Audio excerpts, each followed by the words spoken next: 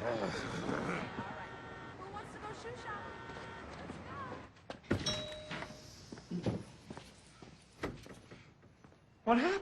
Uh, Yeah, she's a an breeder. experience that I Two can't of them. say is like it was one of my examples I'm gonna give later, but this is one of the experiences that made me wake up and realize, think before you leap. I remember this female, and she went to the same school I went to, and we really seen each other across, but we didn't really talk in person. We really talked on MySpace at the time, and she was one of these females that kind of like what Kev did in the video with the sob story, like what would you do if she kind of gave me that vibe because she had three, and she had the residual damage of childbirth too. You mean the extra large knockers, the physical damage done, extra weight, what have you, and all that. And I kind of think she kind of used it as like, you just don't want me because of this and that nonsense. She didn't say that, but she kind of did and said things that led to that. And it really wasn't even that. It was more of the fact that like how organized she was with hers because I don't think she was married. I don't know if she wasn't, but she was like, I got a free time this day and that day, and the kids got vegetation rights on this time with her dad. And the way she was saying it is like if she was married, because they were real organized with it. But that's when like hearing all that, it made me like step back, think like, wow, like this is a female who she's not trying to be a jump off. She's not trying to be a side chick. She wants a relationship with a guy, and she wants to build something on that. And instead of just diving in something like that, because she seemed responsible, she was going to school, she was doing her thing. All props to her for all that. But it was like that's when I started to grow up and think like, would it be real for me to go dive into something like that, knowing I already had did it with one, like tried it, and it was horrible. But this was like a woman, more mature than the previous female, and it's like I wouldn't want to get in a situation like that and just walk away. Like it's not just your life you're affecting, you're also affecting hers and those children. And it's like, other people are being involved too, like the father of those kids. I'm pretty sure being that they had a good relationship, he would want, the guy that's gonna be staying in her house to be a decent dude. So of course she's gonna have to meet him and the in-laws and his parents and all that nonsense. So it's like it made me step back and think like, nah.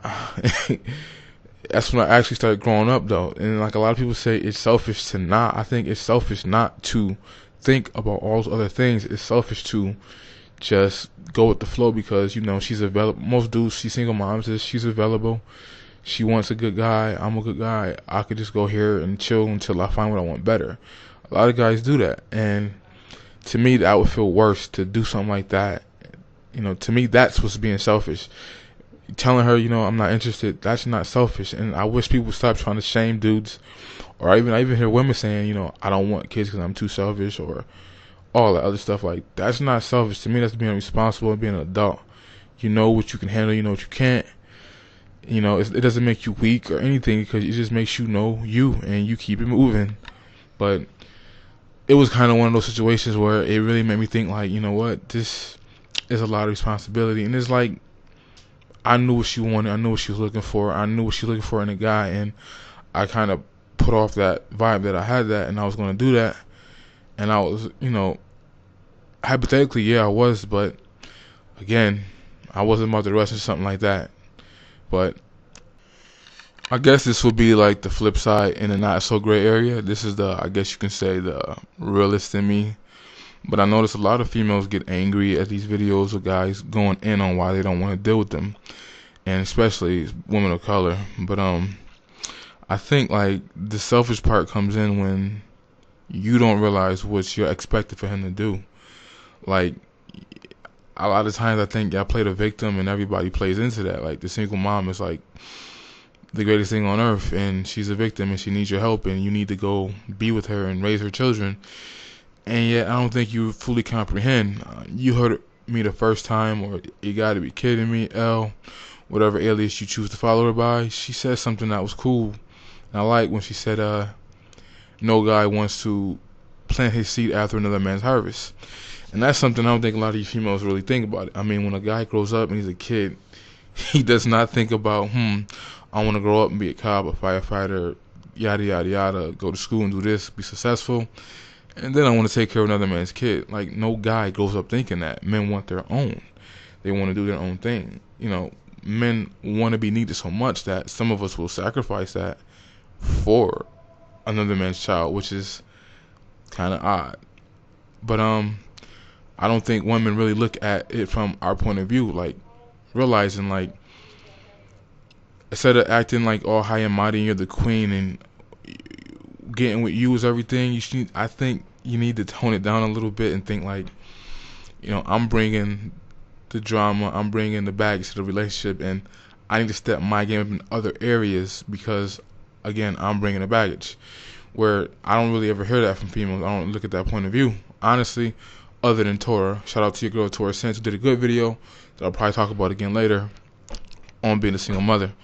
But that's the part that gets me, is like, you don't really think about men and how they feel, and it's not natural for a guy to want to do that. I think about in the scripture where, Yehudans, Israel, was supposed to, like, if their older brother who had a birthright died, they were supposed to give him a son and marry his wife and take, the land or whatever. He would get that, but he had to take the wife. And throughout scripture, you see that many times that people weren't doing that. Like, they didn't want to do that.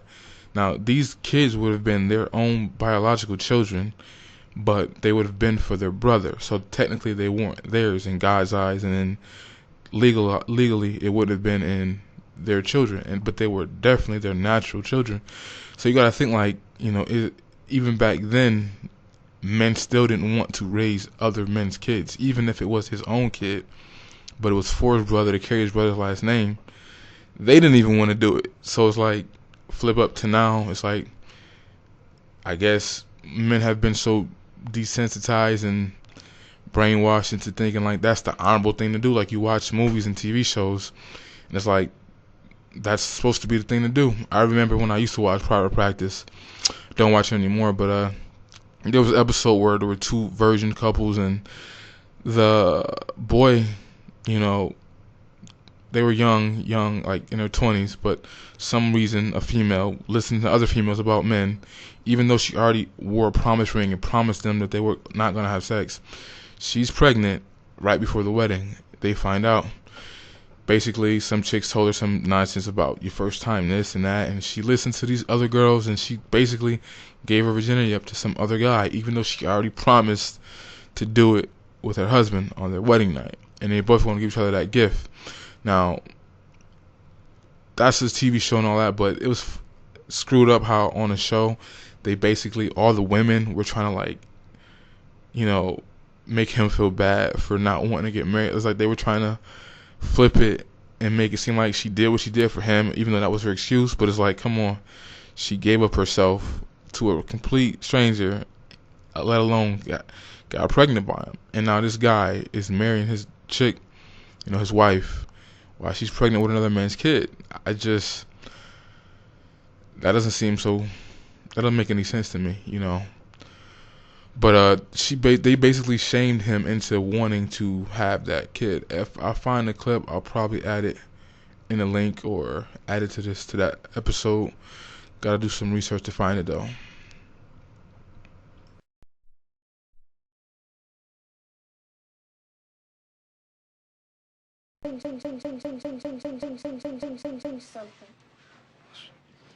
What's up? I'm pregnant. Already? Are you sure? I got 7 kids. I think I know what I'm talking about. Ashiki, I'm not ready to be no father right now. Oh, so you man enough to come up in me, but you ain't man enough to take care of what comes out, get my nails done, get my hair done, pay my rent, and give me a new car? Speaking of selfish, I guess I can throw the story in here real quick. It's kind of hilarious. Alright, this female on Facebook, I know her, supposed to be the church girl, always quoting scriptures, always, throw me out there having sex, and always talking about all the married men that approach her, and what have you, all that. Always talking about these things in her stat. Now, personally, I put her in the box where, if I had a little girl or someone who needed guidance, she's the type of female that I would send her to because the way she portrayed herself. So, and I see a lot of girls look up to her, on her page. She does like a little Bible study thing. So, long story short goes, one day she's posting a stat and she goes, how many of you, if you saw someone you knew in the rain, walking with bags full to their hand, wouldn't stop to pick him up.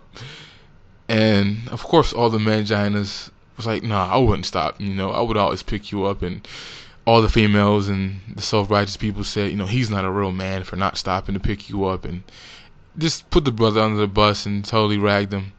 Now, I don't recall if she had made it public of her condition yet, because she kept using that word, "in my condition," and I don't know if she made it relevant at that time, but I did look back, and she retold the story again. She goes, "Okay, yeah, I remember a couple months back when I said this, this, and that."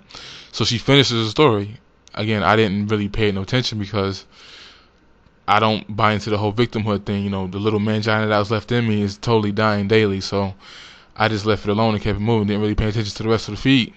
But she goes back and retells the story, and she goes, "Okay, here it goes, ladies. Remember that guy I told you about?" And she goes, "Now think this. He's an older guy, 45, has a paid-for house, has a paid-for Hummer that he drives. He has a 19-year-old son, wealthy, attractive, all that." And then the girls are all like, "Wow, girl, what happened with him?" And she goes, "Okay, let me finish." So they're eating it up. And I guess basically this was the guy that drove by her that day and passed her in the rain. Now, at the time, I didn't know, but I did the math and I realized, the timing on her condition, because that's what she kept calling it. I guess it was code word. Mind you, this is a 29-year-old woman at the time, been married once, but had been separated for like 5 years, was married for 6.